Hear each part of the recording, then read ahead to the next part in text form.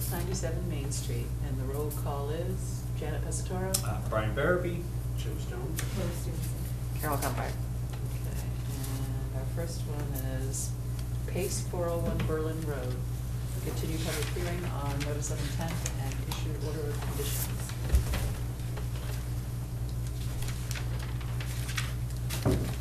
Again. Hello. Yeah, so.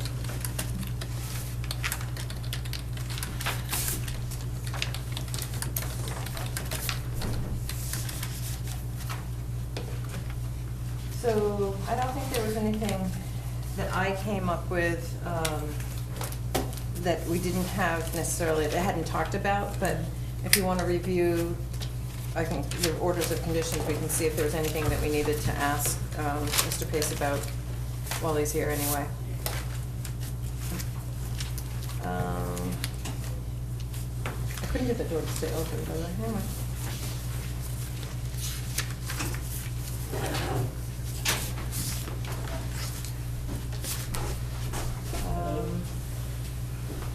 So the first thing, I guess, is just that we heard from the Natural Heritage and Endangered Species Program that they weren't going to recommend having any shrubs and bushes and so forth planted, so it's just going to be the seed mix.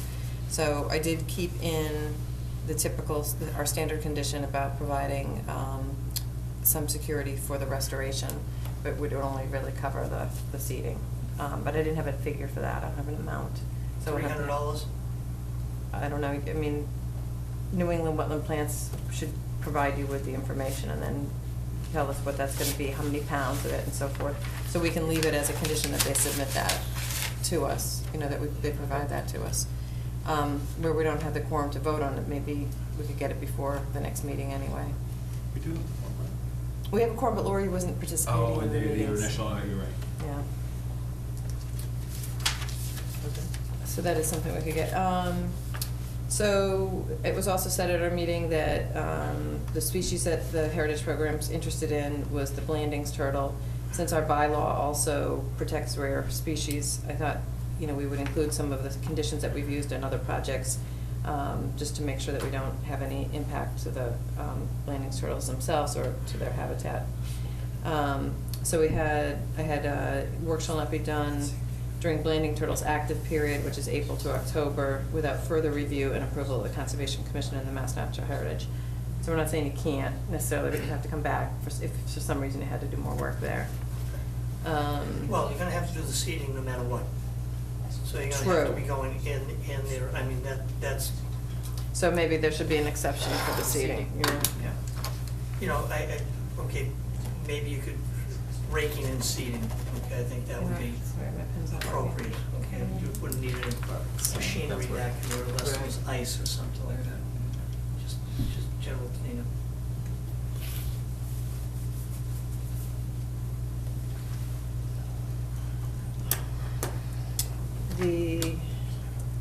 You know, we talked a lot about trying to minimize the disturbance because we were gonna let the work be done during the winter. And so I just said that that's, you know, to make every effort to minimize the amount of disturbance within the adjacent upland resource area.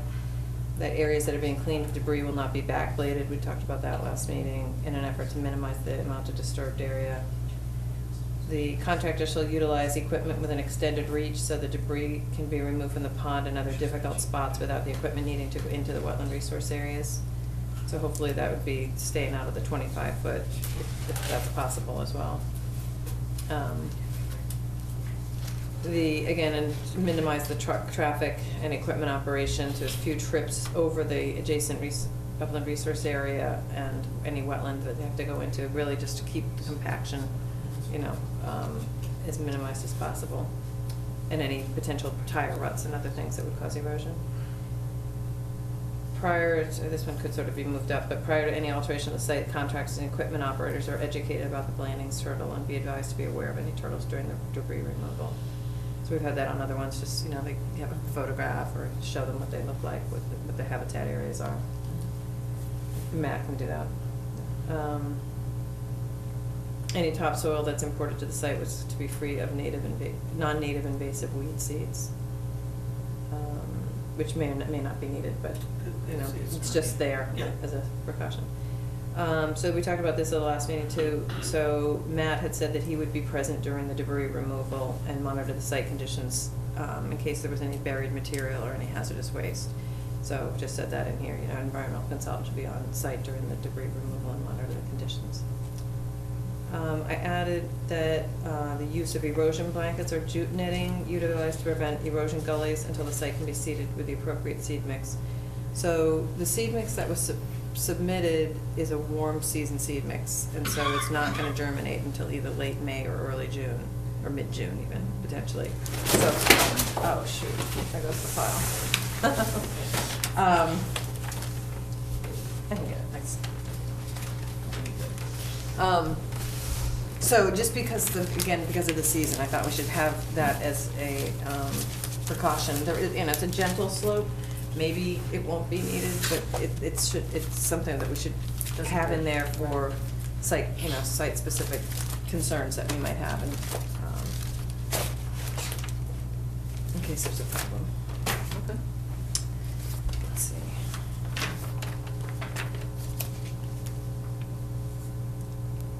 And we talked about it at the meeting. Mr. Pace has since emailed me and said that he didn't think they'd be doing any stockpiling, but I just left the condition that any stockpiling soil or other material should be outside the aura and should be stabilized with seed as soon as possible and protected by erosion barrier. So if you do end up needing to, there. Then we have just, all the template orders, basic orders. And then under under restoration of adjacent upland resource area, I just put in that if the work is completed, if the work commences this winter as anticipated, that the restoration plan should be done on or before, and I said May 30th. Now so that means the raking and the seeding can be done even though we wouldn't get the germination necessarily.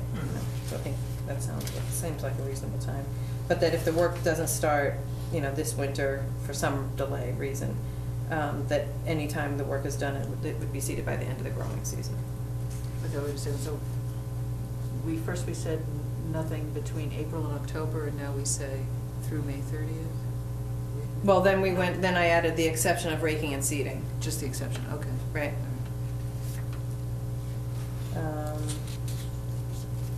So just that can go through May 30th? Does that make? Well, without further review and approval, Right. because that's the typical time period that the turtles become active. So, it's not anticipated that that's going to be an issue for them anyway, but.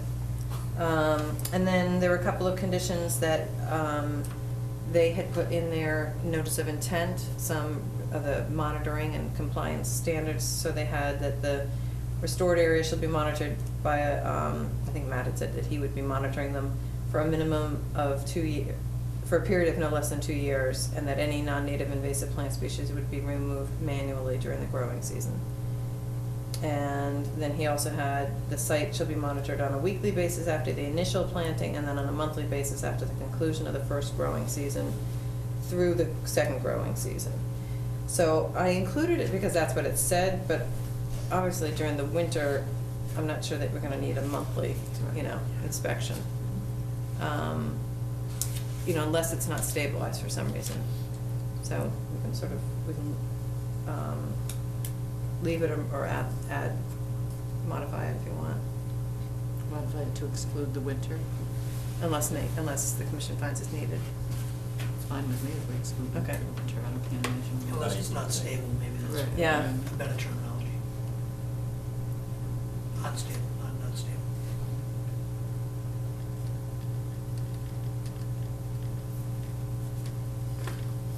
Okay, thanks. And that's pretty much it, other than all the boilerplate. Okay. I don't know if anybody has any, did anyone else have comments on it, or want to add anything else? I don't know. It's fine with it as it is, yeah. Okay, so. I think we're good.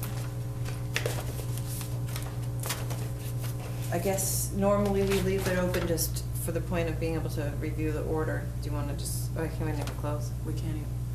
I guess we could close. I think we could vote to close. So we're voting to close it then, but not. Well, I think you could, and then Okay. we'll, at the next meeting, issue the order, but Mr. Pace wouldn't have to come, who knows what's going to be in it. Okay. No, if that's what's gonna be in there, then Okay. Fine. With the Sounds good. exception that you're gonna be needing the estimate for the grass seeding. Right, so if you could add that, that would be good. Yeah, I'll get that from Matt. Because when I called New England Plants to ask them Yeah. about the season for, like how, Yeah. you know, it said warm season grass mix or whatever, and he said that he had sent the cost, you know, but I didn't have that, so Matt must have that. Matt must have it, like, there's only 3,000 feet, I mean, it can't be more than 50, 60 pounds seed. Well, you're talking just, the 3,000 feet's Oh, just the area that was disturbed yeah, before, yeah, right? no, It's okay, more, yeah, there's yeah, more. yeah, Yeah, there's probably 7, 8, maybe 10,000 feet total. okay. That's all it's gonna be. So it won't be that much anyway. And that's including sort of the staging areas that are all outside of the aura, so you don't have to do that, but anything within the Right. aura. Okay. Well, yeah, have him submit that to Yeah. us, I guess. Okay. So I think that's okay, I think you could. Okay, so I make a motion to control, Sure. okay, I'll make a motion to close this meeting. Second? All in favor? Aye. All right, so basically, they'll vote on it the next time, sign it. Correct. Yeah. as- Okay, Yeah. thank you very much. Thank you. Thanks. Bye. Ready for the next one? Oh, yes. Time to time.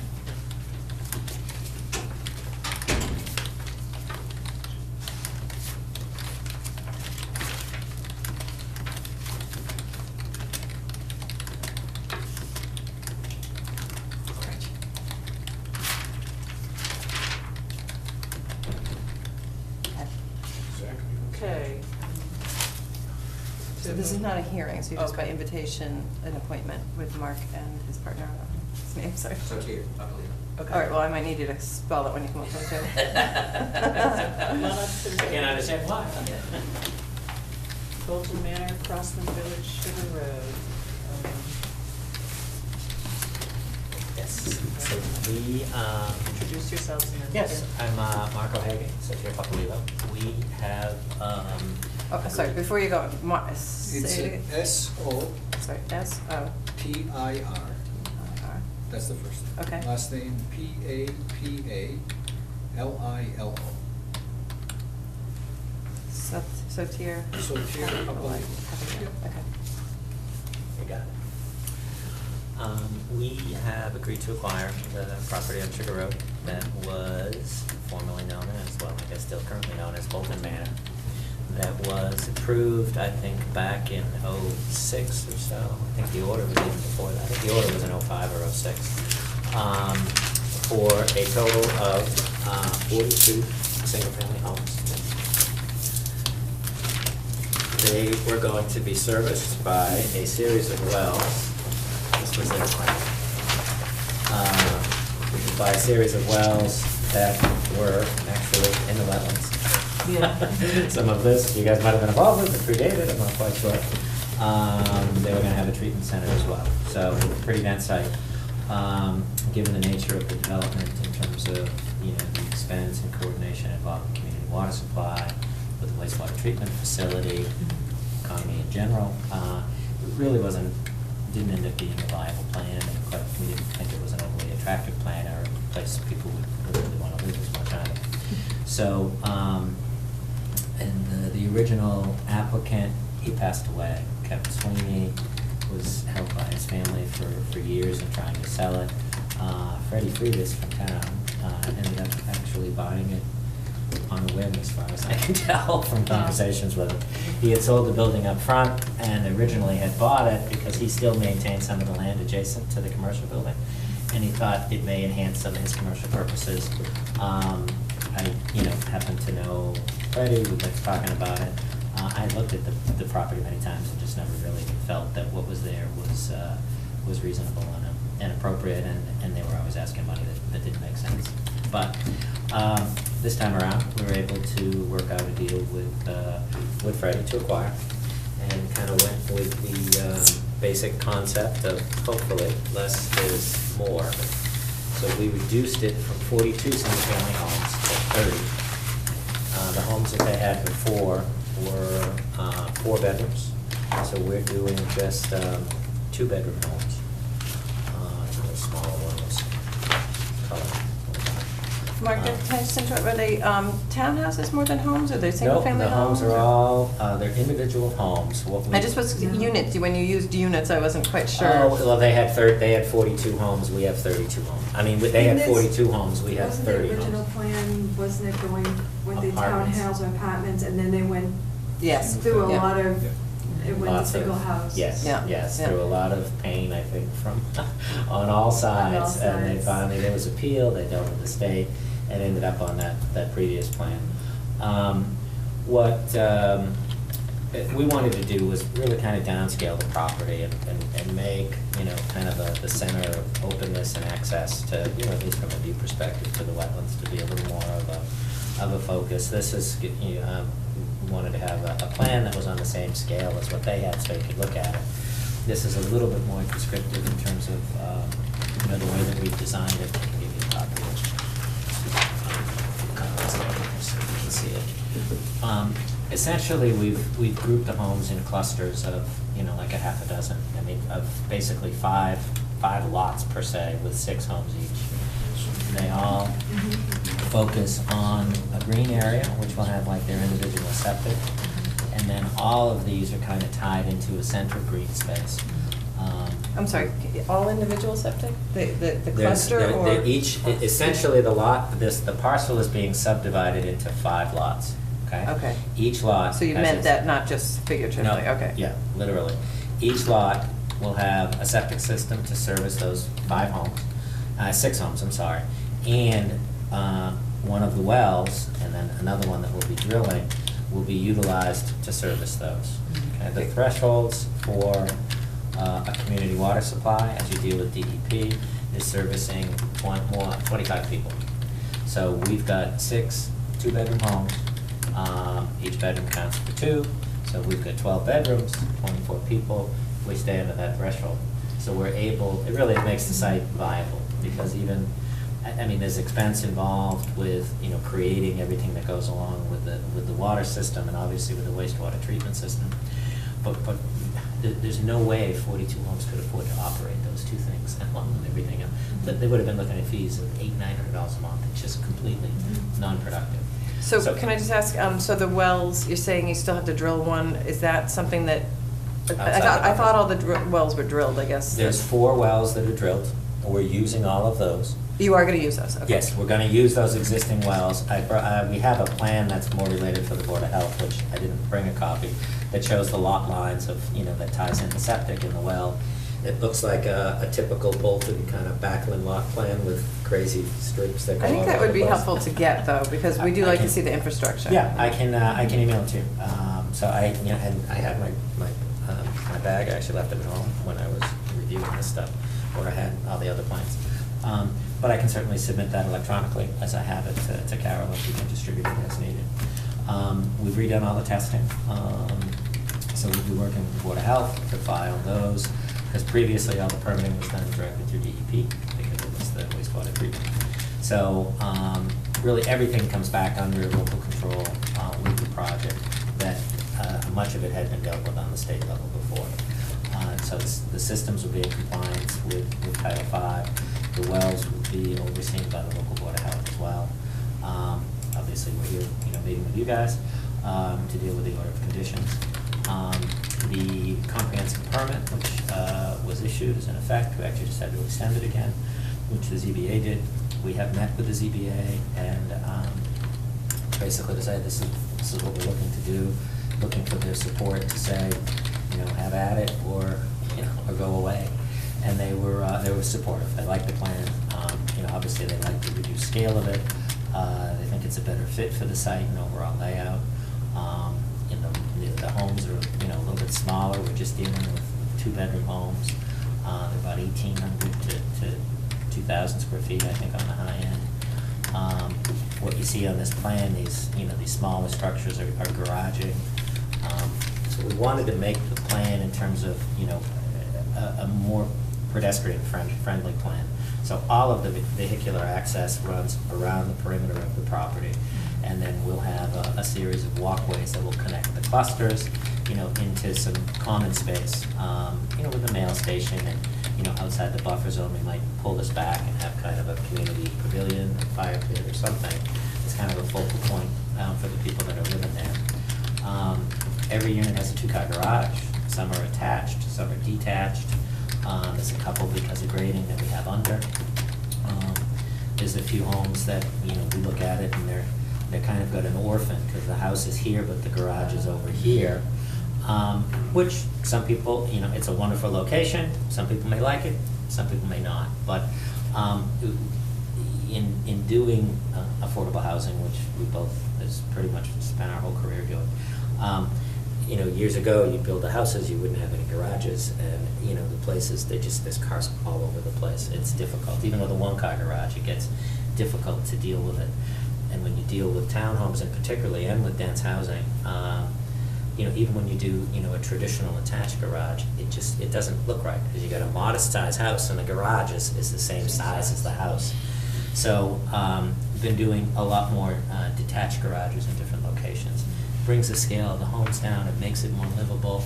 And these, clusters per se, with green space in between, the homes are designed with, front porches to try to really, bring people out, make it a little more, resident friendly, as compared to a car friendly development. And so far, everyone's been, supportive of the approach we've been trying to take. So we've kind of transitioned from putting together a plan that we think is viable. Getting the ZBA to accept the plan is something that they'd like to see us proceed. We've done what we need to do on the site. There was a good amount of historical data that was available because it's been tested the hell out of over the last 20 years. So we did all the retesting for the septic fields, so we've got a sense of exactly what the size of those are going to be, where they're going to be located, generally what the elevations are. Yeah, how did the elevations work for the site? Essentially, the site here, it slopes up and then down, and it's relatively flat through here. We're designing it so essentially all the septic systems and this whole center area is going to be essentially at grade. There might be 6 inches difference here, a foot difference here. Okay, so you don't have huge mounds? No, everything is in the ground. All the septic systems will be in the ground. We're not gonna, we couldn't do the plan otherwise. The material, it's all 2-minute material, so we can put them virtually wherever we want. And, we did with the soil evaluations to get a very clear sense of what the groundwater was, because they had the treatment center, so they had these mounding studies and things they needed to deal with, so it wasn't quite clear where we were gonna be. So we've got all that data, we've got it all roughed out. What we didn't want to do is get too far without meeting with you guys, so, and that's why, what we've requested is to amend the order that we have. We're modifying the comprehensive permit. We can amend the order, then, we at least we have a basis of where we're planning to know this is the line, this is what we're dealing with. And we know it's not necessarily visible on the property, and we'll reflag it before we do any work so that we can have the opportunity to see it, and so we can certainly work with whatever type of controls that you want. But we're just looking to make sure we've got that baseline that we're set. I know the original flagging for this has been, was done by Oxbow, so it was done by a third party. I know they work with a lot of commissions and are generally conservative. So that was done years ago. I know it had been looked at a couple of different times. So, everyone seems to be comfortable that there hasn't been any type of, migration in the line. So right now, we're really looking for, if the board feels, and I hope we didn't overdo it with our engineer trying to give you too much information on the amendment, but we figured more was better, and attaching the related materials. So if we can get agreement to do an amendment, then we have the line. We'll be, preparing our detailed design plans, drainage, et cetera, that we'll need to submit to the Board of Health. That will go out to peer review. So the whole drainage will be, evaluated by the town's engineer. Make sure that that's in order. And then I figured, when that's in order and we've got a handle on everything, and we can accurately communicate what we're doing for your benefit, then we'd probably come back and look to fine-tune the order with specific requests for whatever amendments. At this point, the plan that we have I think it will come back pretty much intact so far with the amount of work that they've done on the engineering side. There'll be some little tweaks here and there from what we have, which I think is to be expected and getting the homes in.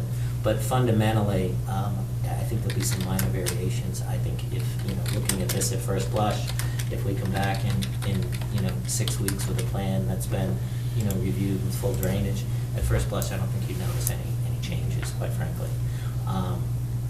I think one of the advantages, with us doing the redesign, this was done before there was, really any stormwater management. So, we will be, incorporating some of the new, management guidelines into the plan that I think will work, for the benefit of the wetlands. Generally, the scope, the number of homes that are in the buffer zone, we've reduced. I think the overall impervious was about the same, partially because we've got, some of the detached garages that, the different structure, and we've got some, we've tied in some guest parking in areas too that, I think technically brought up the count. But in terms of, dealing with any of the runoff, there'll be a level of treatment that there wasn't before. So overall, we certainly, think it will be a net benefit.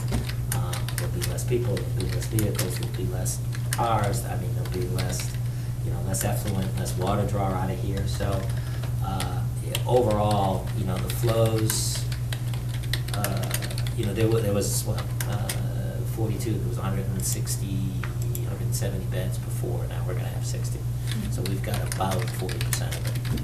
And the plans are really, so we didn't design the site to be, it's not targeted towards your typical family, and we're, working from the design and from a price perspective to try to keep the price down. But, this is someone, that would be interested in this as compared to buying a townhome somewhere.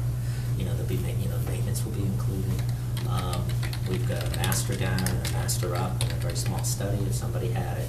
So, single people, couples, divorced people and stuff. We've talked with, some friends that are older that can downsize here and be able to stay in town. It's not it's age restricted by design because you've got the benefit of the master on the first floor and laundry. But, we're not putting a restriction on it. We don't want that. I just want to make sure, does everybody understand that the issue is that there was an order of conditions for the original 42-unit design, and they want to know if this can be, if they can have just an amendment to that original order of conditions rather than starting anew with a new notice of intent. And the general policy, I guess, that we live by with that is that the deviations, in order to make it an amendment rather than a new notice of intent, it needs to be a minor deviation from the original plan and of less impact to the wetlands, basically. There's some other things, but basically minor and less impact. So that's just what we're looking at. Yep. So he's making an argument that it's less impact on Less the minor. impact, yeah. Yeah. Well, one thing that, so you had some good points about it being, less effluent, fewer people, fewer vehicles and all that. However, there is more pavement closer to the wetland now. Slightly more, yep. That's why I said with some of the parking and the way that we stretched it out, but we also, for better or for worse, it is a little more focused on, on the ends where they have the access, whereas before, they brought the roadway that was literally, on the, it was on the buffer zone. At the edge of it, yeah. Side by side. Yeah. So we had the, again, we said the larger one. So, this is their, their buffer zone really runs, right along the edge of the roadway, where we've completely, opened up that same, that offense.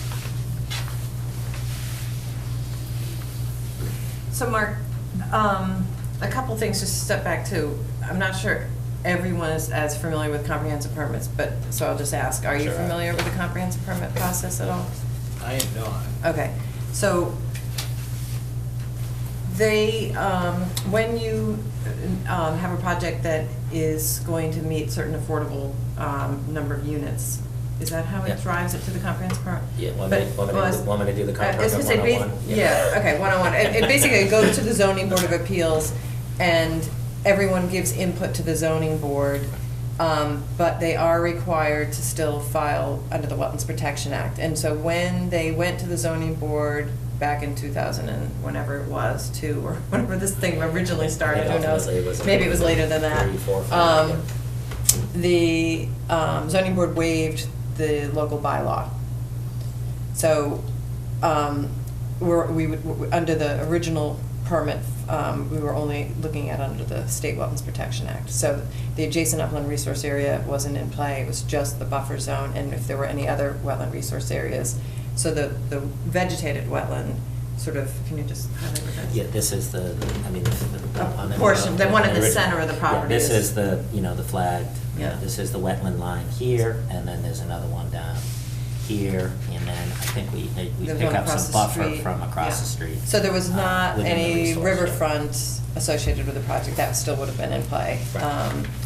And so the work that the original developer sort of negotiated, I would say, with the commission at the time, was that they would keep, at least they would honor the first 25 feet of our bylaw area, and not put anything within that 25 feet. Now, whether they could have put something within the 25 feet and still not had impact and had been able to get an order conditions, I don't know. But as Lori mentioned, I mean, the project started as a rental unit, high-rise apartment buildings. 150 units. And then zoning board essentially with other input from other, players, the commission included, negotiated it down to the 42 houses. Now, as Mark's already explained, they looked at it, didn't seem feasible, doesn't seem attractive. I don't think anybody felt it was attractive, but those who didn't want the affordable rentals, I think, saw it as a better project. Anyway, so that's just a little bit about the comprehensive, but maybe you have more on that. Yeah, and I'm sorry. Share and educate. Yeah, the comprehensive permit, it's essentially, it's through the state. 25% of the homes, as a minimum for sale housing, needs to be sold to qualified first-time home buyers. So for us providing that, benefit, we are able to essentially circumvent local zoning and work with the town to come up with a plan that's feasible and that's viable. This land is actually zoned in a limited business, for example. So we can put housing in a business zone. We can put a commercial, industrial, wherever, theoretically, and working with the town. Towns have, the state statute establishes a minimum threshold that each town should have 10% of their housing stock to be deemed affordable. And that doesn't just mean that it happens to be inexpensive. It needs to have a deed rider on it so that it's affordable, essentially in perpetuity or in conjunction with the deed riders. There's several properties in town. Bolton Woods was really the first one that was done. Actually, I had been involved with on the Toll Brothers project at the old campground. That was done in Pondside. conjunction with a comprehensive permit. The Regency of Pondside, either way. Regency of Pondside, yeah. I named it Had Pondside. both names. Yeah, I developed that too. I was involved with it with the original owners, and then they sold it to Toll Brothers. And then up on Wattaquatic, there was another one that was just done as well. Sunset Ridge. Sunset Ridge, get my names. So it's, there's a certain amount that's going on in town. One of the reasons, where you'll find, the elderly housing also qualifies as well, Bolton Country Manor. So one of the reasons that some towns are supportive and encourage rentals is because if you do a rental project with 40 units, even though only 25% are affordable, all 40 count, okay? Under housing, you build 40 homes, you got 10 are affordable, 10 count to your housing stock. So until a town reaches that 10% threshold, theoretically, greedy, mean developers like us can come in and say, you gotta do this. And that's, creates some animosity, and I think that created it with the previous plan. I've worked with the zoning board on a number of projects, and, we've always been able to work out a plan that's reasonable and appropriate, and hopefully people think is attractive. Some of the early projects when they first came in, and,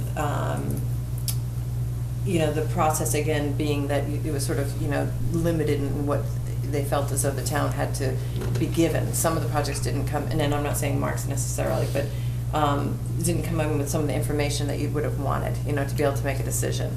And so it was always like, we felt like we were always pulling information or asking for information, and they felt like they were giving too much that they didn't have to do.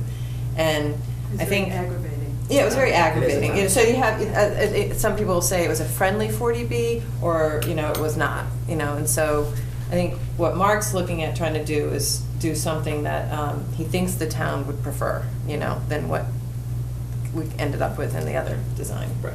And I don't think anybody was happy with the final. I know the developer wasn't, extremely happy with it either. And it gets to a point where they were dealing with litigation and attorneys and everybody's in there, is that it's like everybody just wanted it to be over. And those, quite frankly, given, those times with the market the way it was, it's like, all right, we just gotta have more units. And that's what, a lot of, the focus will be for a lot of developers. So at the end of the day, that's kind of what happened and why it stalled, because at the end, it wasn't an attractive property. So can I say, so as you're bringing this, and I think, again, you're trying to do this as a friendly 40B, what other negotiation information, would be helpful to us to know? I know you said you're not building the ball field and the parking area, which has some potential impact on the wetlands. On the other hand, it was something that the town at that time had been looking at and wanted. So what would happen with that open space area? What we've talked about is creating some community gardens for the benefit of the residents back here. It's open space. We're not gonna be using it. What about access for the public? Trail access to the public, absolutely. We've talked about that. What we thought was I have no idea how they came in on with a soccer field. This is a rock pile. It's a cliff. It's about a 20-foot cut. The parking, originally I didn't think there was this much. If anybody has kids and has been in Forbush, there's no way in hell there's enough parking here for anybody to come to do it. Considering that you're coming through a property off a gravel road in the back, it was just a nightmare in terms of liability, who was going to deal with it. So all that stuff, I think, was just a bad idea. And in talking with, some people that were involved in it, it came up, it got on the plan, and just kind of perpetuated itself. But we see the open space as, as a benefit of being open space, of being a community garden area, of, we're happy to have, a trailhead back here to tie into some of the broader conservation area. And if there's, particular requests or suggestions from the board, we're certainly open to it. Is it adjacent to conservation area, and would it make sense to have a trail there? I'd have to look at the maps again. I don't think it's directly adjacent to anything. I think, There are trails that run that people through it that use tie into the town. the gas pipeline, even though that's not technically Right, an easement or open space, but, if we were able to, I'm always looking to tie things together. So the Powder House conservation area is not that far off, so, and one of the ways people do get there currently is using the Tennessee gas pipeline. So, at some time, that might be something that we get easements for, or there's a couple of other landlocked parcels, I think, that are in there that maybe, are not necessarily going to be developed sometime in the future, and they say, fine, we either the town buys them or the town gets in, an easement through it or something like that. So anyway, that's why I was curious about what Sure. your intention was with that. Right? Yeah, so the space, it's open. All of the land is used and for purposes more related to Board of Health, quite frankly. And I'll email over that plan. That this lot area is tied in with the lots up front. So it is gonna be. So area, but you don't have infrastructure in that? No, we don't have anything beyond here.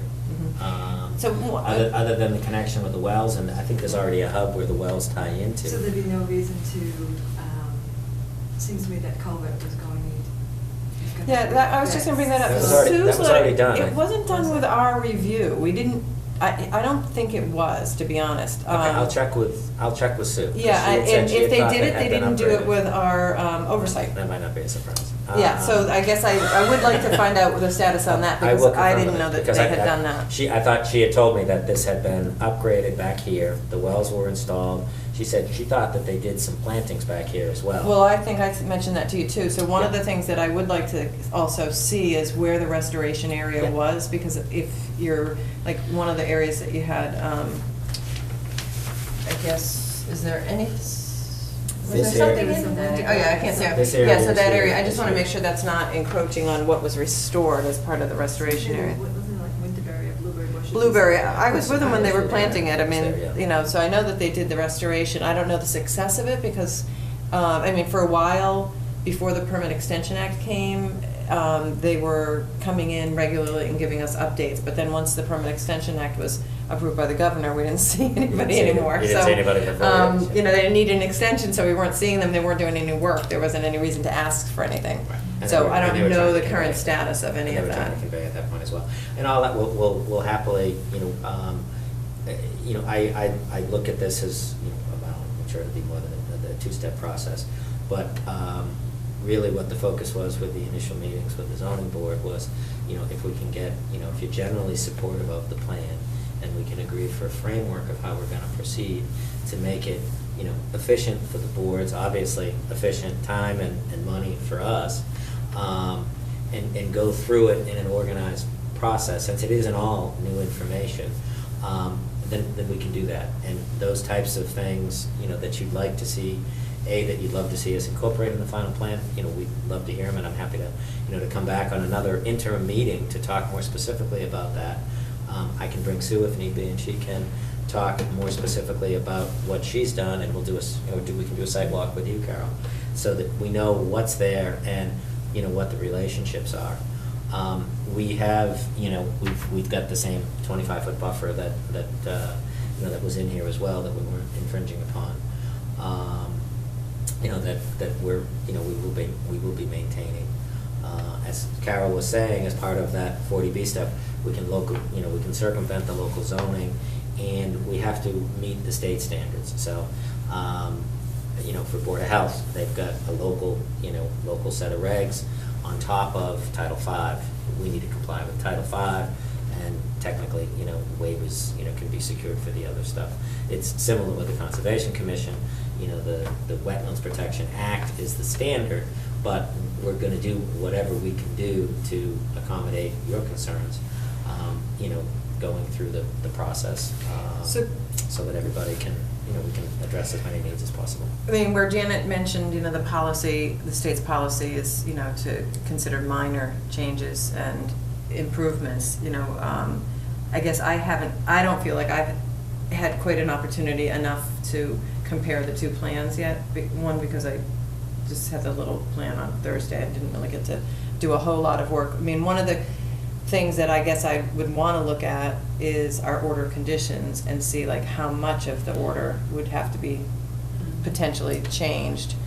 I reviewed the order today. Yeah, I haven't reviewed And it. the biggest difference is all the discussions about the installation of the wells and doing it in the winter, and But I think a lot part of it, that part of the aspect, yeah. reason is because I think that all the plans were very detailed and all of the sequence of events and specifications and things like that. I'd have to look back to that's what I want to be able to do, Yeah. is to look back at the plans that we did have.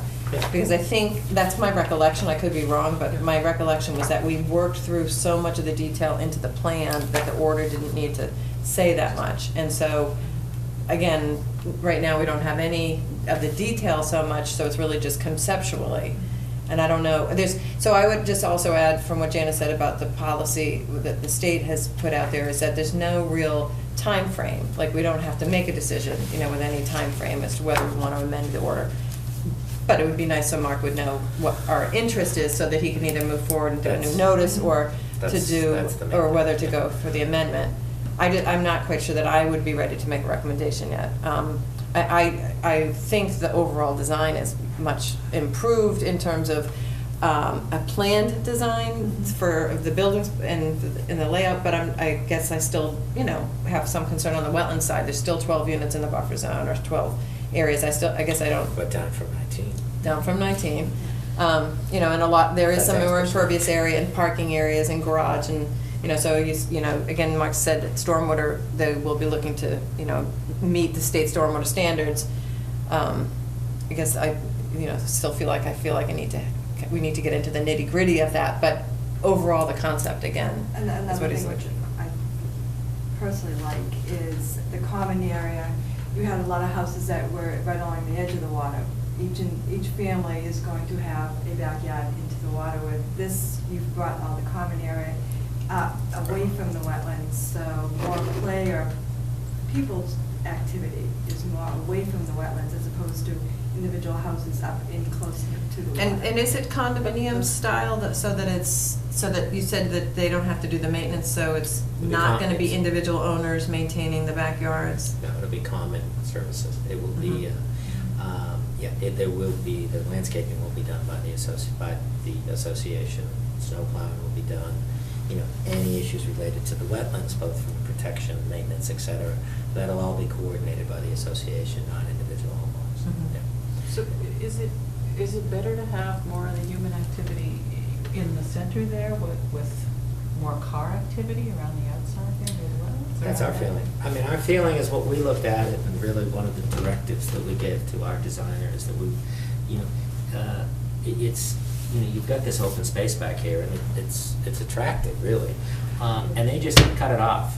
Yeah, no, I understand from the people's point of view. I'm So- just wondering about the increased car activity. Well, people closer to the encroach. water.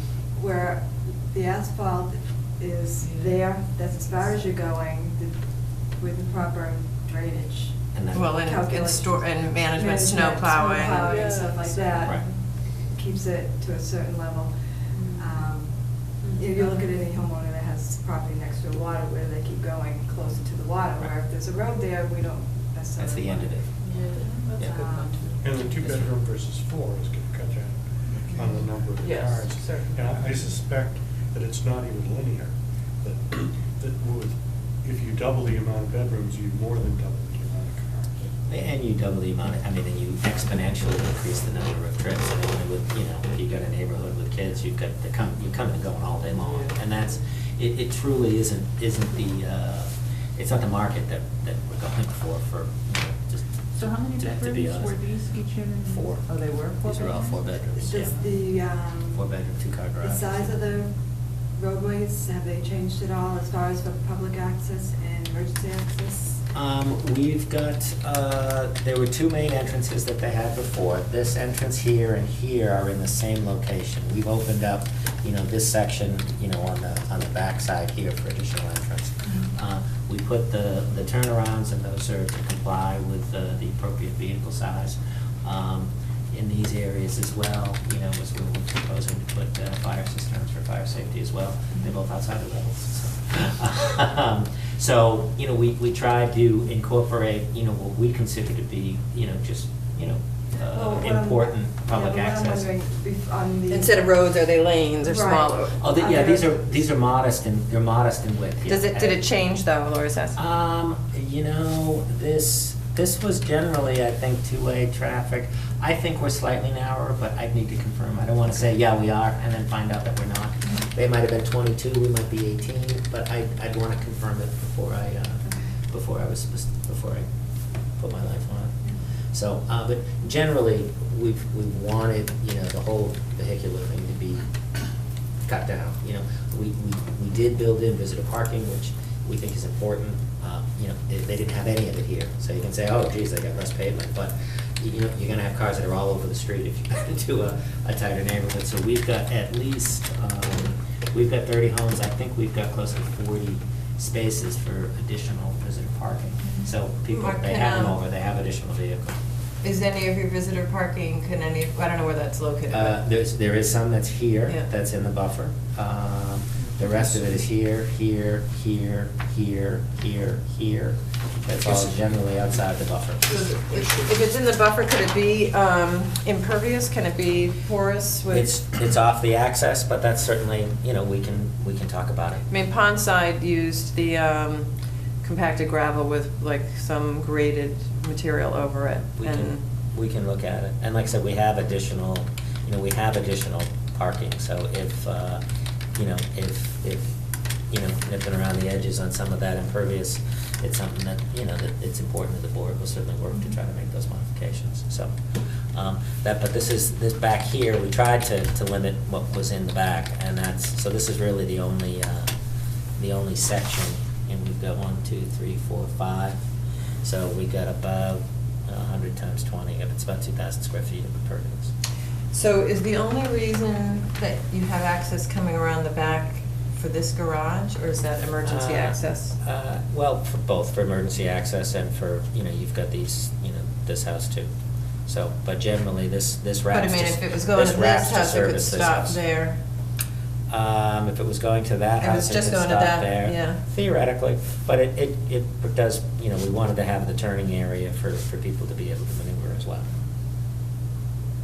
No, that would be something, that's an area that I've had some concerns Yeah, about, that and we- section. We might want to try to minimize that, whether you look at the garage on a different unit or some. We can take a look at it. It is an area that we struggled with, I will readily admit, you know, of getting access. This house, the garage is actually over here. I don't know, everybody can see what we're talking about. So this house, we got the garage attached to it. This number 30, this house is actually over here, yeah. There, I think it's there, yeah. Yeah, so that's the, yeah, some people will need to walk, but, and some people will like it. This, you know, we know someone that's looking for a traditional neighborhood, it's not gonna be for them, but so far, anybody that, you know, that I've been, you know, speaking with, you know, professionally and just personally, you know, friends talking about it, it's, you know, it's something you're not seeing, you're starting to see more of it, of, you know, these kind of more pedestrian-focused, you know, communities. But there's not a whole bunch, and there's certainly not a whole bunch out here. I mean, you know, some dense properties. Satir and I are developing a property actually down in Hingham, where the town developed it and selected us to finish the completion of it. That is 8 homes, you know, modest homes connected with pathways. You get, you know, 2 clusters of 4 homes, you know, wrapped around a little quad like this.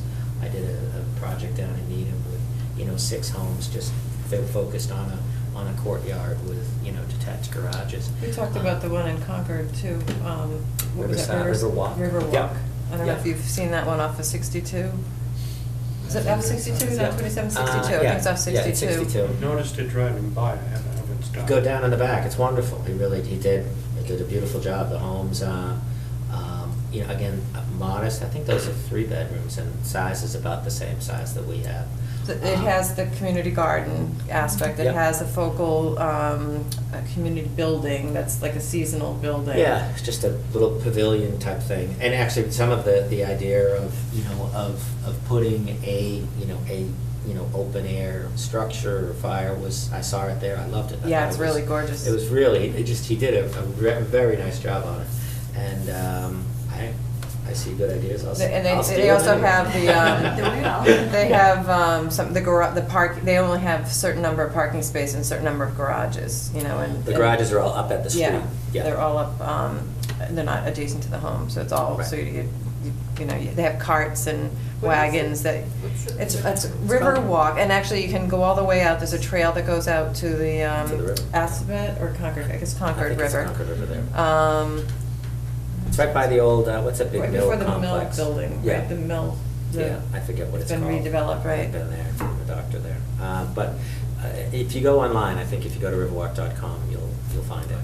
I But went there with it- the town planner last spring, which is how I became familiar with it, and she was really looking at these kind of concepts, you know, in terms of other planning that, you know, they're doing sort of in the village overlay area, and I think you met with that committee at one point too. Yeah, I met with them, I met with them last week, and they're trying to finish up the district. They actually did a design, I had provided them, I think it was in my file.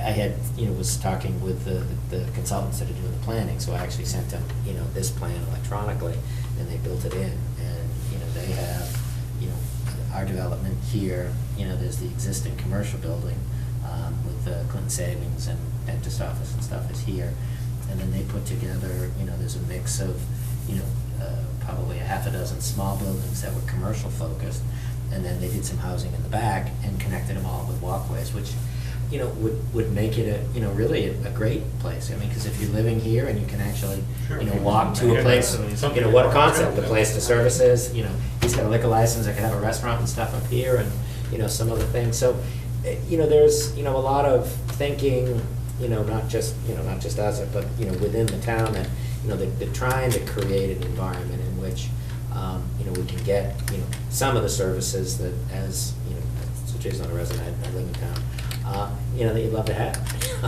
Not huge stuff, I don't think anybody wants to see a big, you know, huge big box store by any means. You can go to, you know, Berlin Hudson for that. But some services, you know, a coffee shop would be nice, you know, dry cleaning, well, they have dry cleaning. But low scale, professional, commercial, small amount of retail, and, you know, wrapping it together with some housing around it makes it all work better, makes it all that much more desirable as a commercial investment, as well as desirable as, you know, for the group of people that, you know, don't want the house and the acre and the stuff that goes with it, and there's a stage of life that, you know, lots of people want that, but, you know, these days, the whole family makeup, it's just changing so rapidly, you know, that this type of an environment where you can walk to places, where you can, you know, be focused on being outside around other people, is something that there's a significant group of people at different age points and different stages of their life, which is cool, you know, that we think are going to want to be a part of it, so. And we hope to make money on it too, by the way. You know, just to, for full disclosure. What a surprise. So I guess, I mean, I don't know if anybody has any questions, again, about the process for amending an order versus getting a new filing. But, you know, I think we need to think about it a little bit and probably talk about it after we've, and unless everyone felt like they reviewed everything completely from what I sent over the weekend. I know I didn't quite get a chance to do that. I don't know about the process, but I'm having never gone through this before, what are the advantages and disadvantages to doing that? I know for them, it's a clear advantage to have an amendment. but- Right. Well, I What guess about I'm for not us? really sure how it will play out with this, because in the past, the only time we've amended an order, it's been fairly minor and fairly obvious as to what the improvements are. And Minor like what? Like minor what's like, considered- so Pondside we'll use because it was a comprehensive permit. We had access to the well, I'm trying to remember, so there were 3 amendments made to that project. One of them, I think, had to do with an access road up to the well, and they wanted to move the location of it a little bit. And I think it was further away from the wetland, and but it was still within the riverfront area, you know, so, I mean, that was pretty minor. There was some plantings that either we required as a result of some of that discussion. I can't remember if that was a separate amendment, but we ended up, putting in a condition that they were going to put some buffer to delineate the edge of the, even though it was a condo, even though it was maintained, there wasn't a clear delineation between where the property maintenance ended, you know, and then the open, sort of more the open space where they weren't going to encroach into, you know, so we ended up having a landscape berm with trees and other things to sort of better define it. Let's see. Those last buildings that they changed, that any wetland implications? I don't think so. I know we had something to do with the sidewalk up in the front that It's the we did whole- through the amendment process, and we struggled with that one because I don't think we were really happy with sidewalk layout at the time. You're talking about up along 117? Yeah, Sidewalk, yeah. That was that one, yeah. Um, But not inside Wetland, yeah.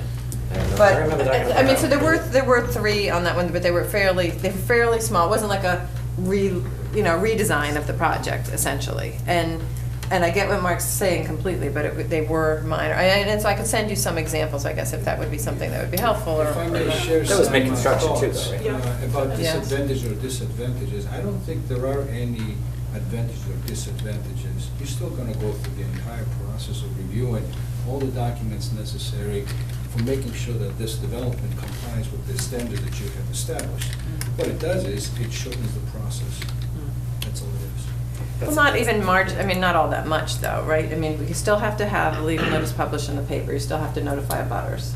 So what part does it We're looking at shorten? the process from now, that if we're dealing with the amended order, we know what the line is, and we can advance our plans going forward So, on things just even on that, outside the I buffer mean, we zone. haven't reviewed the wetland delineation in quite some time. I don't know, I haven't walked it I don't think I haven't ever walked it myself. I think the commission members did it, you know, way back, you know, when it was first done. I know that the reports that were submitted, you know, somewhere through the extension process had not found it to have changed, but I don't know if anybody from the commission ever walked it. So I don't know if the wetlands, you know, the line is fine. I mean, I get your point that the line would be as the line is, but has been a long time since it's been evaluated And by if the it- Conservation Commission. And if, okay, so, let's is my question.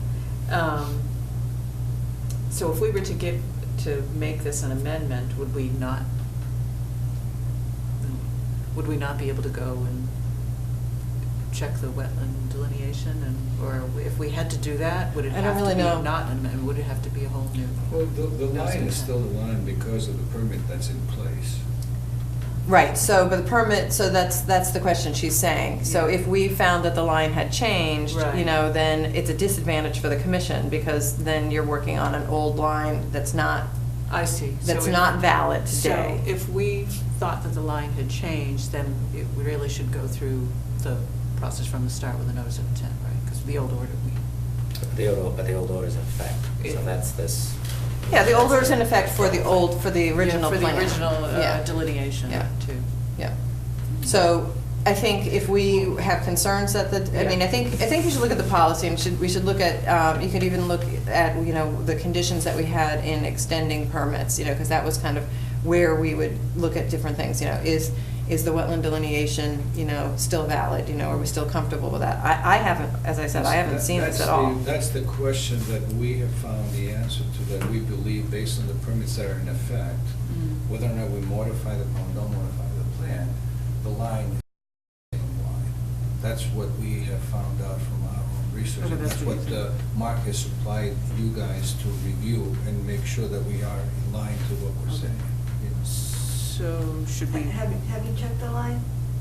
Yeah, they've done a review on it, they don't think that there's been any migration. Nothing's been done on the site, they had taken out some material here. What date was that? Do you know? It's occurred over the last 5 years. One thing, and this had to do with, you know, with this culvert, that early on, they wanted it to be improved because it was getting some backup with the water. That was improved, and since then, you know, the issue from, and this is from Sue Carter, who was, you know, she was involved in the initial project, she does it, and she works with, you know, she represents towns as well. So that made the, you know, the biggest difference that, so they haven't seen any migration. And Do you have something in writing to that effect? I can get it. Okay. I mean, I had the. 'Cause that would be helpful. I had the conversation with them again this morning, just Yeah. like, you know, are you comfortable with the line? They're like, we're comfortable with the line.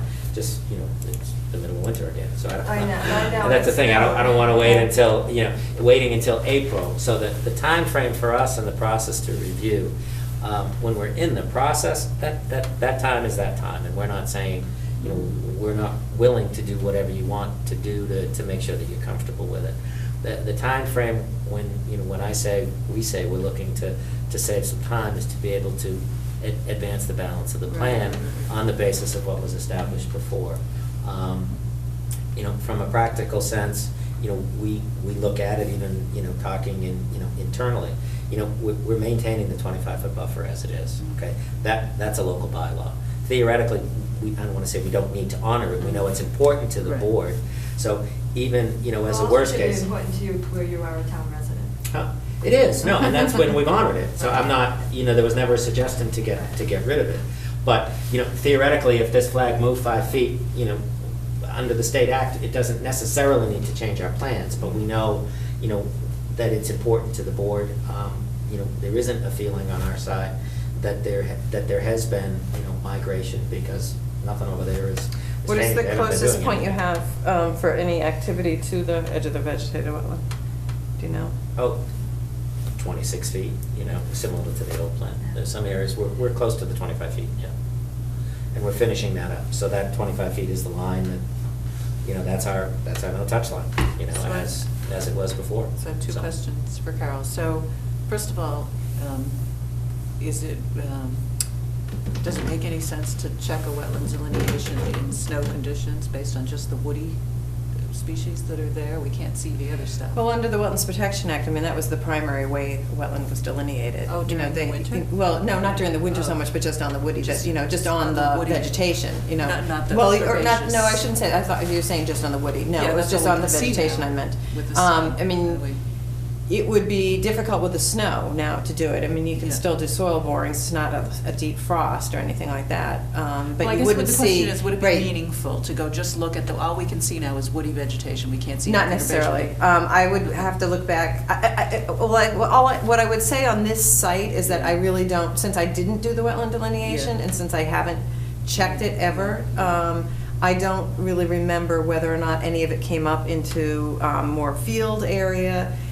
I'm trying to remember even the condition of the site before they even did anything there, because they stripped All the they've done is topsoil off of They it. stripped some soil off the front section. But was of it the site. field then? It was just It was just field. open. It was meadow. field, yeah. So I don't know Yeah, there was a whether structure there years wetland ago would, that- you know, whether there was Right. Right. stuff, you know, that would have been more herbaceous that you wouldn't be able to see, you know? Okay, so we can't really check anything now. I mean, it would be senseless to go look. Right, I think Winter what, if you on were gonna this check anything, environment. the only thing we could do is check the reports that they had submitted and when they did it last. I mean, that would be, if they could send us that information, that would be And you good. thought something like 2000? I Or don't 5 know. years ago or something? I know that they had been out and, you know, there had been some review, but I don't wanna, I Okay. don't wanna set a time and then find out that it was different. So I can talk with Sue. I can Okay. have Sue prepare, you know, a letter based on observations that they've done for the benefit of the board. Mhm. Happy to do that. They, both Well, or Sue- Oxbow, if they were the ones who did it. Yeah, Oxbow had done it, you know, whenever it was I think done Oxbow did the before. update at one Okay. point. I just don't remember when That's that what was. that's what she had said, you know, when I was talking with them today, I just picked up the plans. Yeah. And we had the conversation, and they said, you know, Oxbow had done the work, and, you know, generally, they were a pretty conservative group. And based on them being out there, doing the soil evaluations, just doing a review and getting you know, reacclimated with the site, neither Sue nor, you know, Bill, her partner, both that had been out here felt, you know, really had any concerns about, you know, migration of the line. So, I can check a little more specifically to see when the last time it was reviewed. I'm happy to Okay. do that, and I'm happy to get a letter from them attesting to, you know, based on their, you know, observations and visits from this fall, because we did the testing, I think, in October, that, you know, they were comfortable with, you know, with where the wetland was. That'd be very, Happy to do that, one sure. reason basically is because, except for myself, I don't think no one else has ever even been on the site before. And it's kind of hard to ask them blindsidedly understand. approve something without knowing nothing about the site. Completely understand, yeah, yeah. And generally, how long are wetland delineations considered valid? Like- 3 years. Oh, just 3 years? Yep.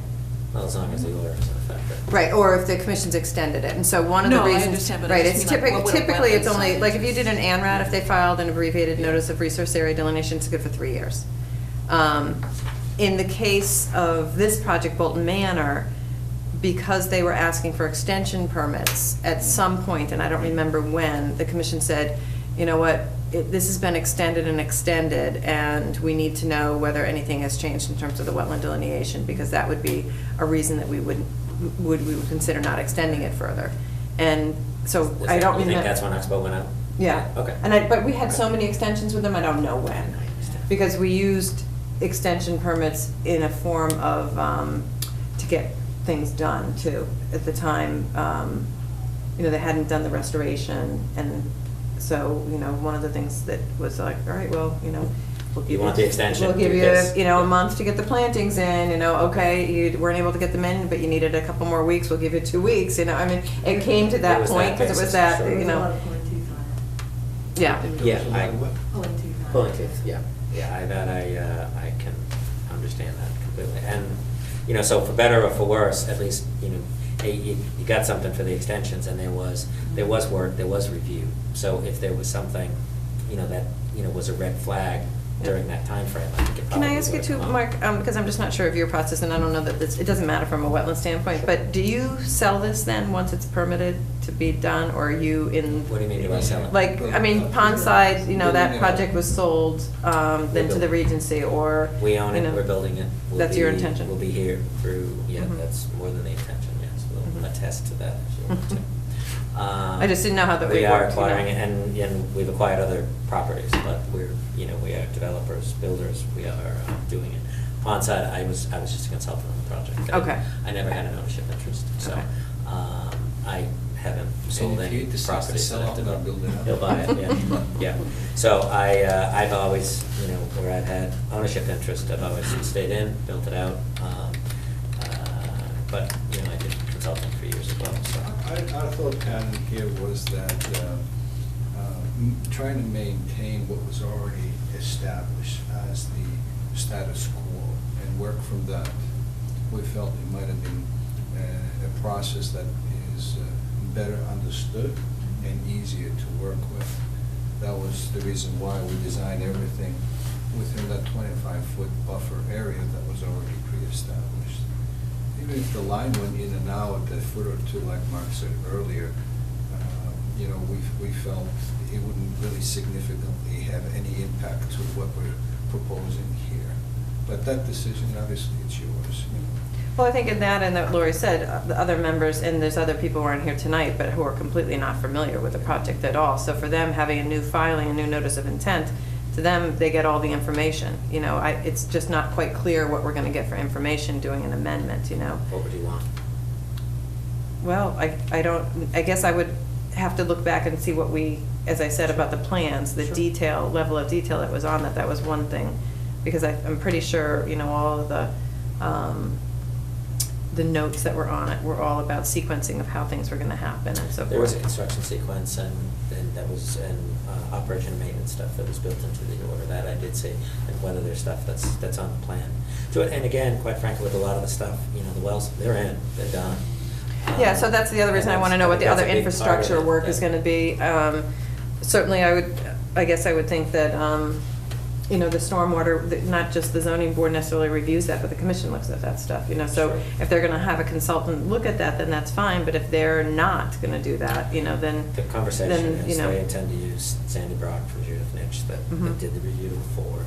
So, we will be preparing a full drainage analysis for submittal to the board for them to review. I mean, the general, process, both, internally from what we think is the most appropriate and what, the other, different boards and towns that we've been talking about. Again, to try to do it efficiently so that you get all the information you need, at the right time when it's real, because obviously it gets developed and reviewed and evaluated.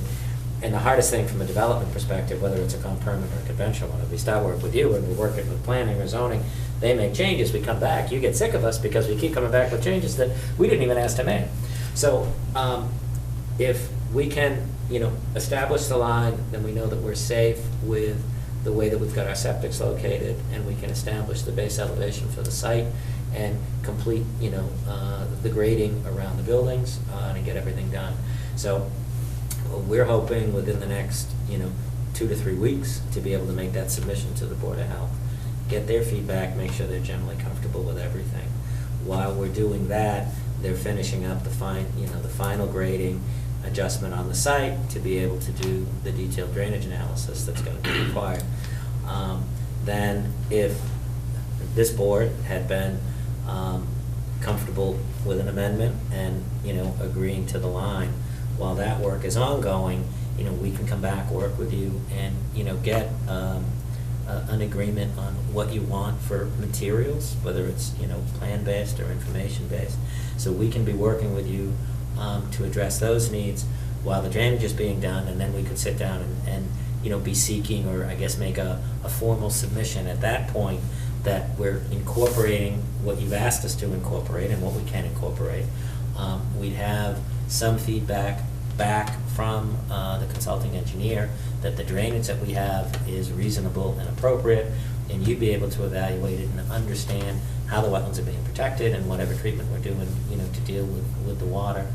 And then at that point, if Board of Health has said, yeah, we can live with this stuff, you guys say, yeah, we can live with this stuff, consulting engineer said, yeah, that's all great, then we go back to the zoning board of appeals to make sure that they're comfortable and, go through the process of, as we've got to modify that permit as well. And that's, it's a lot of work, but it's what everybody does. So it just, that's the process that seems to make the most sense to address town concerns, to keep it moving forward, you know, for our interest from a business perspective, because we're looking to be building out here, you know, the latter part of the summer. We really want to get going on this and be in the ground. So the timing, it will become a function. If we get to the point that it's too late and we miss a year, then, you know, well, then who knows what happens in a year. So that's the general organization of the process of what we've looked to do, which we think, you know, incorporates time to make sure that this board and the other boards, you know, can do the review that you think is appropriate on the old one, and with things that you may want to see incorporated within the new plan, give us time to address those. And, you know, we're both easy. We're really pragmatic. If you ask for something, if we can do it, we're going to do it. If we can't, we'll tell you why. But, you know, it's the easiest way is to say yes. And the general framework, it is, you know, I think substantially the same. The general building area that we're dealing with, it is the same. We're shifting some of the services around and we're cutting down, you know, overall in what we're doing. But, you know, it's not a dramatic, you know, I don't think that it really is a substantial modification from the previous plan, because the intent's the same, and, you know, we're shifting some of the impacts, but overall, we're reducing them. And, you know, within the buffer zone, we're about the same. So, but we think we're in the same in a manner that is more protective than what's there. And that's, but obviously up to the board. So that It buffer- seems a little confused, you know, I'm trying to think it through the end process, you know, amending the order actually, you know, and that's why I feel like I need to look at the order, because, you know, if we're doing a different operation and maintenance plan, for example, and yet the original order refers to a operation and maintenance plan already, you know, then we have a new operation and maintenance plan. And then, you know, you're going to say finally at a point of issuing a certificate of compliance, and then it's like, well, you know, however many years down the road, what was the operation and maintenance plan that the commission approved? I'm just trying to think of logistically from our end, like how complicated or how easy it's gonna be, and I'm not sure I'm there yet, because I wanna look at the order, I wanna look at the plans, and Do you think the at a minimum. amendment precludes you from having conditions that are different than what you already had? Well, the way we've structured them in the past has just been to add conditions based on the amendment of what we were doing. So I don't know if there's conditions in there that wouldn't apply anymore, or whether it would just be all new conditions that we'd be adding to reflect changes that were being made. Even if they were considered new, the process we're going through is still the same process that you initiate, even if it was a full notice of intent. I still have to provide you plans that show us how the drainage works in here. We still have to comply with the sequence of events. What we're only trying to do is streamline the process. I mean, I don't think we're asking the Conservation Commission to deviate from their standards that they do when they review a project. Well, I don't know that you are, but because I haven't fully evaluated, I'm not sure whether it does deviate from it, again, because the ones that we've always done have just been fairly minor. Yeah. You know, and so, again, the conceptual idea, as you're saying, you know, you're still doing a development, still doing houses, still doing roads. Yeah. Maybe that concept isn't the same, but the overall, the way the order was drafted, and Mark's reviewed it, I haven't yet looked at it, you know, maybe it does, order- maybe it doesn't. I reviewed the order. I've never done something as fully changed, I would say, or seen us do that. So I think, you know, maybe we want to talk to DEP and see, you know, what their feeling is about it as well, you know, and how they, I know Susan Connors gave us the DEP's superseding order of conditions policy, because she felt as though that maybe lent a little bit more of how DEP, when they're asked to do a superseding order, which this has nothing to do with. Right. But, you know, they can look at moving things, you know, around and shifting things to make improvements. Anyway, it's just, it's a little bit different from any other ones we've ever done, you know. Where else have you done this in other towns? Do you mean amend an order or done this kind?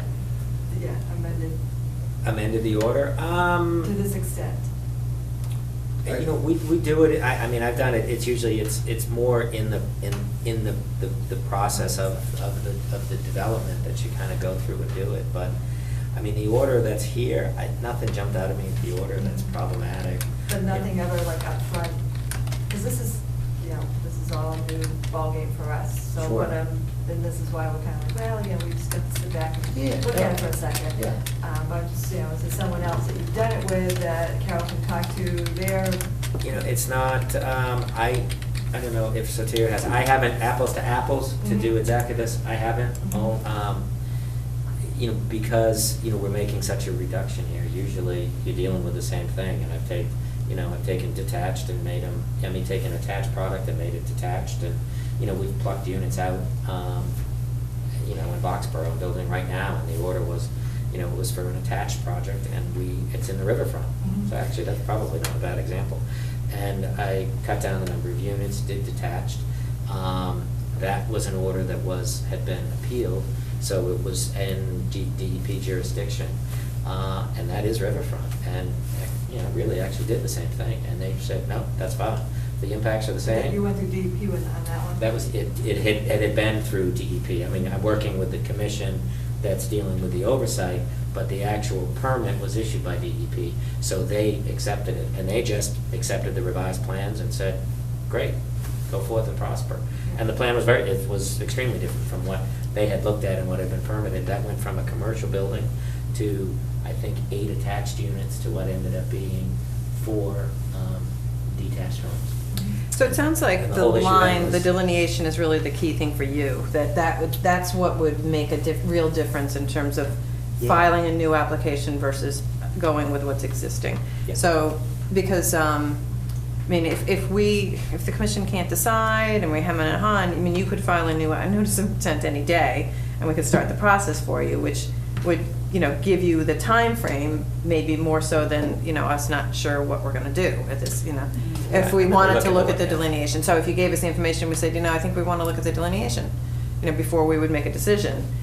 You know, it probably, it may or may not get you any further, I guess, is what I'm saying. If you filed now, Right. we'd be getting other information submitted earlier, possibly, but we still probably wouldn't do the delineation till the timing was Yeah, right, so, right. I don't know, Which is there'd be that. Which is the concern from our end, right? Yeah, That's. so I think that's the minimum that you have to get us, but I'd like to That's have that's the time right, to I would look at say the right now, plans that- and look at the. That would be the key aspect of it, gives us a baseline to advance it.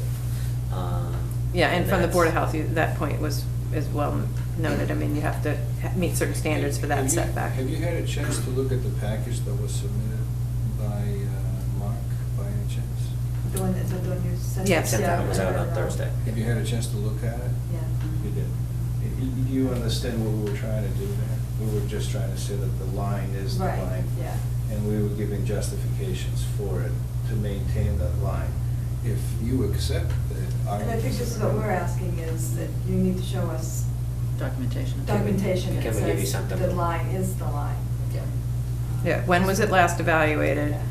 And, you know, as you're saying, Susan, they've been out doing soil testing, if they've evaluated it since then, or other, you know, on-site information that they would share that would maybe prove that it hasn't Give you more- changed. Give you more comfort. Actually, I was going one step ahead, Okay, where sorry. you didn't have to do that.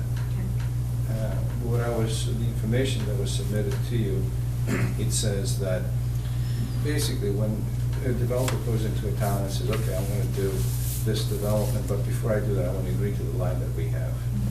So normally you have 3 years to make that work. After that, you need to either file another one or have to do another review. What we're saying is that right now, there is already an order of conditions where the line was established. And according to what we heard or found out from DP that we presented to you, that line is still in effect right now. Right, so you could go forward with that plan, I can go forward with the. Bolton Manor plan. No, I can go forward with the line that I have. Because it's like, if you don't have a plan before you, and this is, I guess, the distinction I'm trying to make, if you didn't have any subdivision here, right, in place. You'd still be going by that line, the line. You're you still have. going by that same line, is what I'm saying. That's what we submitted. Yeah, but if you look at the, like extending the orders of conditions, I'm not sure if it's a policy, but it's in the MACC handbook, which is one of the things that we've used to determine whether we would extend that order. You know, one of the thing that is, one of the main things is, you know, is the delineation changed? Has that changed? Have the regulations changed at all? you know, what are things that have changed since the project was originally approved that you would be concerned of allowing it to be extended further? In this case, the line's extended only because the governor and the legislature extended it, you know, for business purposes, and all that's fine, and we agree with that. But whether the line's really accurate or not, you know, the commission does have that leverage at this point to say, Okay. fine, you know, that's something we need to, you know, take a look at. Is it possible that that could be the last thing that we, in terms of the time sequence, that we look Well, at? not really, because they want to know from the standpoint for Board of Health, if the line is the line, because they The have line certain dictates- setbacks the they line need to make dictates for that everything. too. That's the issue. If, and, you know, honestly, I think as everyone's understood, that's the key thing right now that we're looking to get a consensus on, so that we can advance that other work. Whatever you guys want to see, in terms of, you know, for information or material, we're gonna provide it for you. You guys still, you still have the leverage which is a fair word. You know, you still need to make agree to make the amendment. Agree to the terms of We can do an everything amendment. but look at Huh? it. We can do everything but look at it. Theoretically, yeah. Theoretically, I would say, you know, from a practical sense and from just a personal sense of what we're saying is, look, you agree to the line, whatever else you want, anything we can do, we're gonna do it to accommodate it. It's just good business, quite frankly. You know, we have the 25-foot buffer zone. We're cutting back on the scope. We're trying to change the impact of the site overall. You know, the building area, it's all, you know, that really is all the same. You know, we're not stretching the limits of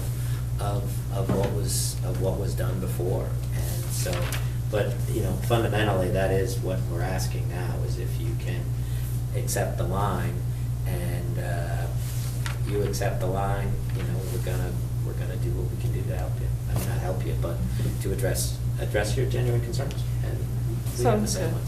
Yeah, so let's We get all know what- that we all know other what you're gonna information want, and see yeah. whether or not we can find that reasonable or not. Yeah, because I mean, you have to understand at our point too, that, you know, everybody walking on the other side of the table, we have to, you know, we ask them the same thing. We do understand. And We you're need the information. You're giving us a thoughtful response, that's all we can ask for. So why don't I talk with Sue, have her put together some information about their observations, and clarify when the line had been reevaluated. And I honestly don't know those dates. I would have had them. I guess, can and confirm along that, stuff. if the restoration area was completed, to confirm what that line looks like, you know, for the plan, because that I'll should have be her part get- of the. I'll have her get more specific. You know, when we were talking about it before, we wanted to introduce the plan, and, Right. you know, wanted to provide what we felt was a reasonable regulatory framework to work under as it related to the amendment. And that's what the bulk of her memo was focused on. You know, I can have her prepare something that reflects what she's aware of that has been done on the site in conjunction with the order previously. So, you know, we can check off the list, these 8 items have been done, this is the area that it was done on, you know, and she can mark up a plan, and they can, you know, verify the last time that the line was evaluated by a professional specifically, and provide observations from their end of what they saw and observed, you know, over the 3 weeks that they were, you know, intensely dealing with testing, doing some, grading and spot stuff on site to, you know, update their files to make sure that we were dealing with a good baseline. Include the dates around when they were doing that work, so that we have a sense of that too. Yeah, the testing was, I mean, the work that we've done recently was just this fall, but I'll have them include that, but the previous observations that they were involved with, and any of the other work, and I'll confirm with her on the culvert, and with the restoration, and when the wells were installed. So I'll have her, you know, go through and try to put together a timeline of what's been observed. And just as you would, you know, because you were talking about other sites, and the one in Boxborough actually is, we're talking about it, it is, you know, an example of a, you know, not more intense, you know, from, you know, I guess from a regulatory perspective, being in the riverfront zone is a more intense level of review from DEP's Right. perspective.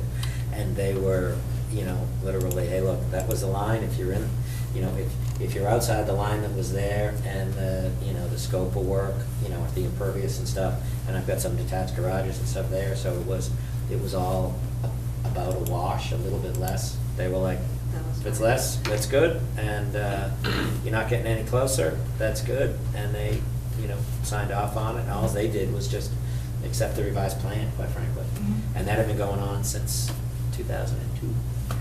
so. Just looking at the old plan, do you know, or is it information you get, it looks like there is a lot less, you've moved a lot out of the 100-foot. Do you know how much is more in, you know, with outside the resource area? What do you mean outside the resource area? No, Open it's space all- outside? Is it- Well, Here it is looks like within- more of it is up in, outside our jurisdiction, as opposed to the old plan. Yeah, Just as another positive towards your Okay. side, that you've moved a lot this way into the inner circle as getting it out. Okay. Just a figure that, Well, she gave 5% more impervious area as a figure in the letter. is that what it was? within the, it's on the bottom of the chart there, I don't know, she had changed it, so. Oh, see, I didn't read that, that's too small. So we've got, It was easier on the it was easy, I blew Well, I it up the didn't- first time I looked at it. so- I looked at the plan, but I didn't Yeah, look at the number chart. of either on the buildings. computer. The number of buildings, Bolton Manor 19, Craftsman Village 12. Total impervious, 28,510 under Bolton Manor, 29,960. So it's like about 1,000 square feet is the difference. And that, you know, I really, you know, is the visitor parking puts it over. Otherwise, it's in the same thing. I think in the DEP guidance, it said something that, you know, within 10% of the previous one could be considered to be non-substantial. Mhm. I think she told me that, I didn't notice it in the information. So, you know, that was the general, you know, guideline that we were looking at, and that's that's buildings in paved area within the buffer zone.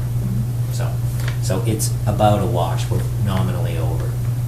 So I don't know, I think it's even less than 5, and the building is quite a bit reduced. So the buildings went from 17,400 to 11,700, 17,400 to 11,700, and the pavements went from 11,100 to 18,200 roughly. So it's more in the pavement, pavement. bringing that area around. But again, you're dealing with, you know, the stormwater management, we've got to treat that stuff where before, Mhm. nothing, it was just running, so. Would you also envision the commission doing a site visit with you, you know, before, during, and if they were doing an amendment process? Oh, yeah, we're happy to go out on the site, sure. Because I'm just thinking too, I mean, Yeah. again, one of the things that, Absolutely. that did come up at Pondside that maybe would be appropriate is some ways of delineating, you know, the edge of where the landscape area is. Yeah, I think the previous order had some stuff. I think your Yeah, I point don't is know. valid too, that you've got, you know, we don't have, you know, there's a couple areas where we have, you know, people's backyards that, you know, would be, you know, towards that 25-foot that we can delineate, but, you know, where you've got. The you know, road. The edge of road, there's no reason for everybody to go on there. I would have But- expected that you would want to be more explicit about the delineation with the old plan, because you've got, I think they're more owner-maintained backyards, and Right. They where would you have could been, have stopped people from maintaining it across the valley. from that creep. Yeah. Whereas with the new plan, it's the association maintained. Right. And you don't have people dumping their clippings or, you know, whatever it is down It's there. true. So. No, you still have the landscapers do it. I mean, for any maintenance Yeah, but company, that that's comes still down- an issue. right. But, you know, Oh, there. we still need it, but. Yeah, it's- yeah. But there is the advantage that Yeah. it is the association that's Yeah. doing, and in those types of situations, you have more control, because. So you'll have 5 separate associations? Technically, each group is an association because of the septic and the well, and then there's a master association that that deals with the overall maintenance So this is aspect. master, So okay. it operates like one association. Mhm. From a technical perspective, each group is a component to it. And you have more control with the master deed to put conditions in, like not use of salts or things like that. Well, if the ZBA would put that in there. Yeah, and it's in your order already, and that's also. Yeah, well, good stuff. as I said, I didn't have a chance to review that. Yeah, the order, I mean, looking at the order, and I I'll wasn't. send that out to you. I wasn't That's all. looking at the plans, there's nothing in the order that I was like, what the hell is this? So, there's, lots of dialogue about the installation of the wells, and I don't know how they got them in the wetlands, I gotta. There was- Well, there was I gotta get- already one in the I- wetland, I think, as part of Those were it. deed Yeah. approved. They- Yeah. Yeah. Yeah. I go figure. I never even would have thought of it. So, but they're there, so we're gonna eat. Well, that's why I'd like to see the also infrastructure, the flow where, of it is when gonna you be have, much you have, lower. how your system's gonna be, your pipes and your, And that's, part of it that, part of it, that getting this established and knowing how we're gonna run it, they're working on that now. But that's, that is something that's being evaluated to be as efficient, to bring it in one section instead of having 5 lines go somewhere, to have it come out, in one trench, so to speak, and then. because obviously and then that would have more disperse. impact, Yeah, so, and the same thing for us, it's, that it only it's the logical way to do it, where we can do it. So, so all of that, we're developing all that information now, and, we want to be able to keep advancing it.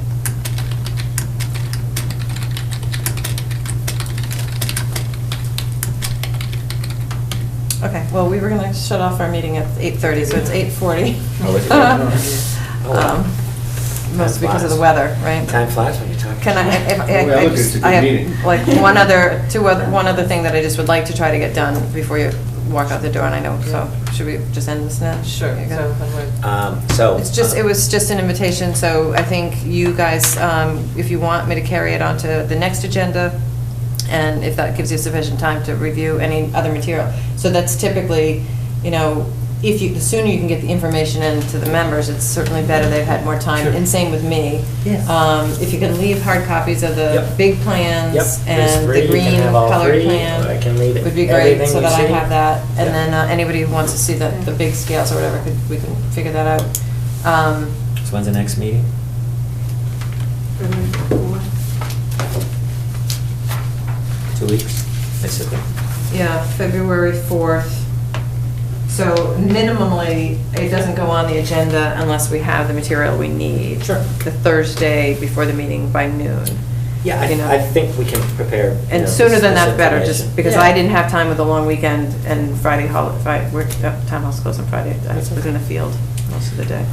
Okay, so if we can tentatively plan to be on that meeting, do you have time on the agenda, I guess is what I'm trying to confirm. We do now. Okay. So, again, Alright. as things come in, that's how the agenda gets formed. But, Okay.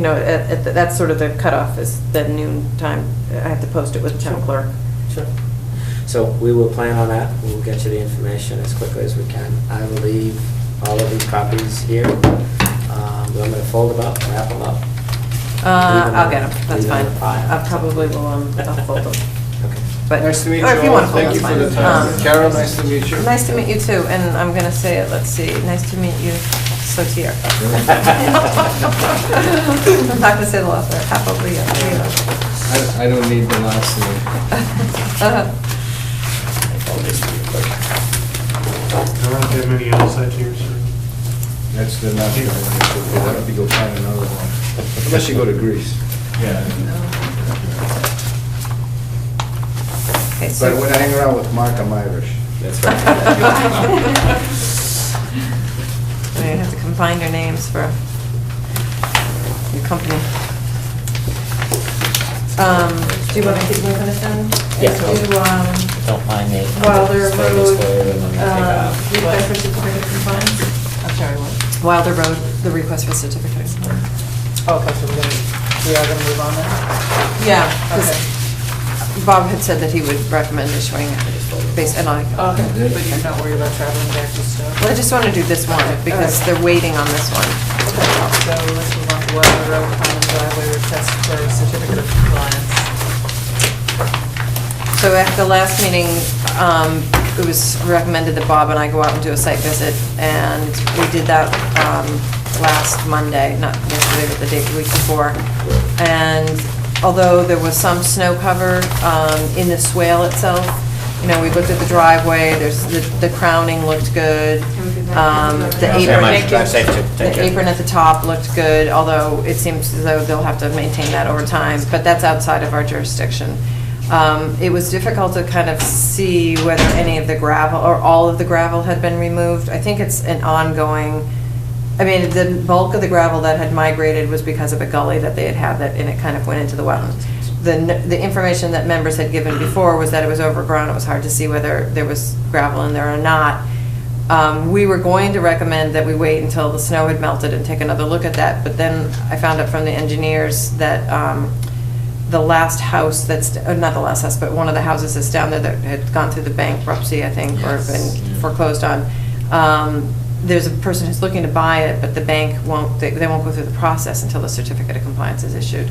So I kind of felt like where you couldn't see it when you were out there when there was no snow, even though there was growth. And presumably they did do work to clean it up according, you know, to what the commission had requested. And they had removed the silt fence, but there was just one spot where there's some buried silt fence sticking out of the driveway, but it wasn't like a barrier, you know. And the fact that the gravel moves every time they plow it, you know, so whether you're gonna see it new this time, or whether you're gonna see it, you know, again, I wouldn't know whether they had removed it and whether it was new. So I asked Bob whether he would be comfortable in recommending that we issue the certificate of compliance. And based on the engineer's report and work that, you know, they did it to go in and finish and correct everything. We walked the whole driveway. Bob walked most of it. I drove down and met him at places, but, you know, we think that we can issue it comfortably. So that's my recommendation after. Okay. So I have to make a motion to. Yes. To vote on it? Is that what we're doing? To issue. Okay, I'd like to make a motion to issue the certificate of compliance to Wilder Road common driveway. Second? All in favor? Aye. Okay, so let me just have you sign it. Actually, it's both the bylaw and the state act, so there's two of them. And I should have said, which I didn't, but there's a continuing condition to maintain, to comply with the, actually, it was only under the bylaw, only under the Wetlands Protection Act. The maintenance of the driveway was considered not something they had to file into the bylaw. So the operation and maintenance plan shall remain as a continuing condition was the continuing requirement of the order. Okay. So it runs with the certificate of compliance, so they can continue to maintain the swale, cut the vegetation in it, you know, make sure that it's functioning without having to come back. I'd have to look at the whole O&M to tell you all the details of it, but it's what we had approved and what they've been, you know, approved to do. Given that the plow moves it around, I guess the only cure for that is a process that's built in that reviews the gravel in the spring to see whether it got moved. Yeah, I don't, if the owners were here, I mean, I'm sure that they try to reuse what's there, you know, and have it regraded, you know, so they're not bringing in any more than they have to. Sure. So I would think that that's the way that they try to do it.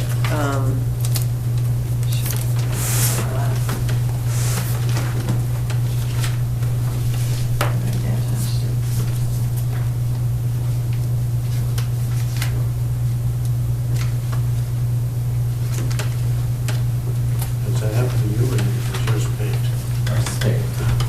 That happened to Mr. Costa did. No, I came that way. It wasn't. Came that way, yeah. It is a trench down the side. You bought my brother's house. Yeah, Oh, yeah. Yeah. So you probably know better than I do. Yeah. It wasn't paid before. God love it. So it included driveway snow plowing. Any and all contractors performing plowing services on the driveway must be made familiar with the original as-built plans and grading changes made per the plan, so as to ensure that the damage to grades is minimized during the plowing season. Any damage to grades caused during the plowing season shall be promptly repaired.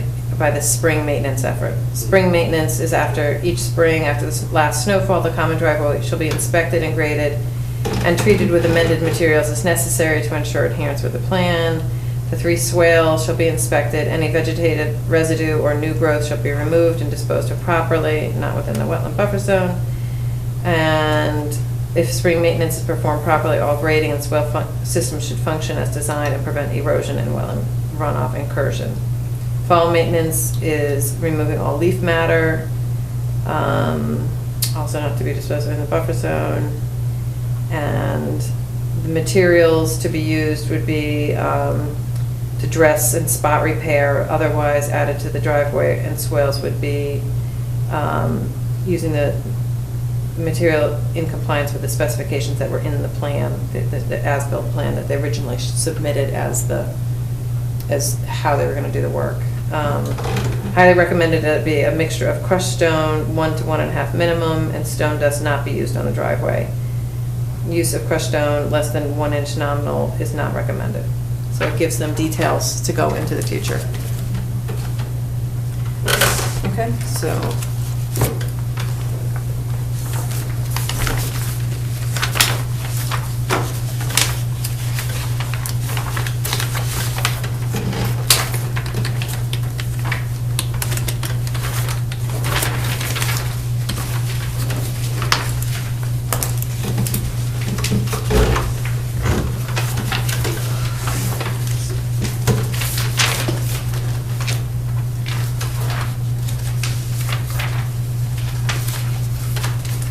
So while you're just signing it, I can just wanted to tell you too that we did open the bids for Fifeshire today, and we had, I think, 9 people submit bids, and the engineer's now going to be reviewing the specifications. You go with the low bidder. One bidder was considerably lower than the majority. There were several that were around the same, and then there were several that were much higher than sort of what we anticipated. So he'll be continuing to do that review, make sure everything that they submitted is responsive to our request for the bid, and checking references and so forth. And then, so hopefully by next week, next meeting, I'll be able to tell you, who that person's going to be. So you ready to close then? Yes, I think so. Do you want to try to approve the minutes from the last 2 meetings? I don't know if you want to do that quickly. Yeah, it's up to you if you guys are ready, if you have comments. I looked through them quick, I had no issue with them. So you want to make the motion, Brian? Do I have to? I'd like to make a motion to approve the minutes from the Conservation Commission meetings of January 7th, 2013, March 5th, 2013, and March 12th, 2013. Second. All those in favor? Aye. Aye. Must be one thing. Yes, One thing. yeah, no, that was fast, I didn't look at any comments. So, how do I close the meeting? I just. We're ready to adjourn. Okay, we are ready to adjourn. Okay, or we are adjourned, I We guess. are. Thank you to Teresa.